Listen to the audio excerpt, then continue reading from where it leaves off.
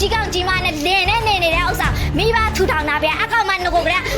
စိတ်မှမရှိတဲ့ကောင်မပေါ့အဲ့လိုဆိုဟလာမသိဘူးဇာချီဝဲဆိုင်ဆိုတာပဲသိရဲ့ဇာချီဝဲချီရတဲ့အကျွေးတွေကနဲတာမဟုတ်ဘူးနော်နဲဒီလိုပေးတာဒီလိုပေးကလည်းလို့ဟိုင်းလို့အဲ့ဒါကြောင့်ပစ္စည်းလာသိမ်းတာလေပစ္စည်းလာသိမ်းတော့ဘာလို့မပေးရလဲမပစ္စည်းမဝယ်ထားတာမခေါ်ရင်တောင်းနေဝယ်ထားတာအဲ့ဒါအနည်းဆိုင်ဆိုကျွန်တော်တို့မသိဘူးဇာချီဝဲဆိုင်ဆိုတာပဲသိရလို့ပြောပြီးလေအနည်းကမထူအောင်ပဲပါသမီးဝယ်ရမှာလားပြောကြည့်အဲ့ဟောတဲ့တလောက်ကလေးကကြီးကောင်ကြီးမနဲ့လင်းနဲ့နေနေတဲ့ဥစ္စာမိဘထူထောင်တာဗျာအကောင်မငကိုကလေးစိတ်မှမရှိတဲ့ကောင်မပေါ့အဲ့လိုဆိုဟလာ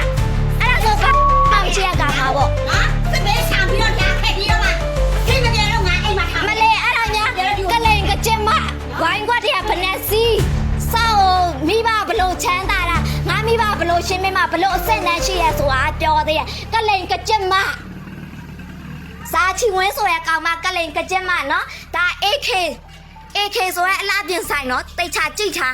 သိလား AK ဆိုရဲအလားပြင်ဆိုင်ဒါလိန်သွားတာတစ်မျိုးလုံးတစ်ဆွေလုံး300နီးပါးလောက်ပါသွားတယ်သိလားမအေးလောက်တဲ့လူကလည်းမရှင်းပေးအခုပစ္စည်းလာသိမ်းတော့မအေးကလည်းကလိန်ကကြစ်ကူလီကူမသူပိုင်တဲ့ပစ္စည်းရဆိုပြီးကူလီကူမလောက်နေတာနော်ချီဝါတဲ့အကျွေးရှင်းတဲ့အကုန်လုံးကဒါစားချီဝဲဆိုင်ဆိုတာပဲသိလားနော်သူ့မေထောင်လာတာသူ့မေပိုင်တဲ့ပစ္စည်းဆိုတာတရားမှမသိဘူးနော်ကလောကသူတွေကလောသူကလောတိုင်းထပ်ပြီးအလိန်ခံမှာစိုးလို့နော်ဒါပုံနဲ့တကွာတင်ပေးတာ